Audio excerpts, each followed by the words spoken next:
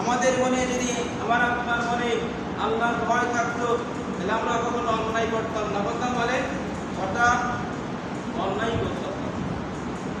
কিন্তু আমাদের মনে আল্লাহর ভয় না থাকার কারণে আমরা নামাজ পড়ি না, আমরা সুদ খাই, ঘুষ খাই, মিথ্যা কথা বলি, লোকের শোষণ করি, হিংসা করি, আমাদের মনে ভেজাল আছে কিন্তু আল্লাহর ভয় নেই বলি। আমাদের মনে হিংসা নেই বলে, কেউ কারোর ভালো সহ্য করতে পারে এমন লোক আছে বলে সমাজে, কেউ কারো ভালো সহ্য করতে পারে না। এই জন্য আল্লাহর ভয় আগে মনে আনতে হবে। 3 নম্বর যে শিক্ষা আল্লাহ তাআলা এখানে দিয়েছেন, কুরবানি থেকে যে কোনো নেক কাজ একমাত্র আল্লাহ সন্তুষ্ট অর্জনের জন্য করতে হবে। কার জন্য? যে কোনো নেক কাজ একমাত্র কেবলমাত্র আল্লাহ সন্তুষ্টের জন্য। আমরা এখন যখন কুরবানির সময় এখন গরু কিনেছি 2 লাখ টাকা দিয়ে, 6 লাখ টাকা দিয়ে, 2 লাখ টাকা দিয়ে গরু কিনেছি। আবার সমাজের মধ্যে মেলে বেড়াচ্ছি আমি 2 লাখ টাকা দিয়ে গরু কুরবানি কিনেছি কুরবানি দেওয়ার জন্য, আল্লাহ সন্তুষ্টের জন্য হয়নিও। আমার নিয়ত সই করতে হবে। এমন লোক আছে যে আমরা কুরবানি যখন দিই, আমার মেয়ে জামাই আছে, কুরবানি না দিলেও হয় না, লজ্জা লাগে, কুরবানি দিতে হবে।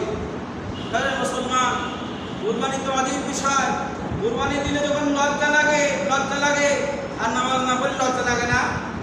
বলে নামাজ তো ফরজ, ফরজের উপরেই তো ওয়াজিব। কুরবানি না দিলে লজ্জা লাগে, নামাজ না পড়লে লজ্জা লাগে না? কুরবানি দিলে সমাজে মুখ দেখাতে পারেন না, নামাজ না পড়লে লজ্জা মুখ দেখান কিভাবে? মানে তো গোস্ত খাওয়ার জন্য কুরবানি দেন না। এখানে 3 নম্বর শিক্ষা, একমাত্র আল্লাহ সন্তুষ্টের জন্য হতে হবে।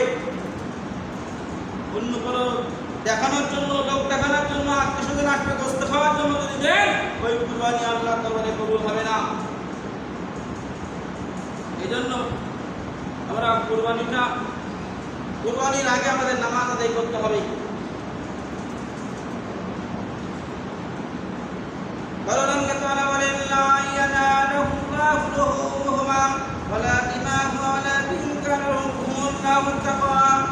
আল্লাহ তাআলা বলেন যে ইতিহাসে আদম আলাইহিস সালাম আল্লাহর কাছে ফেরেশতা আমার জীবন, আমার মরণ, আমার নামাজ, আমার কুরবানি সব আল্লাহর জন্য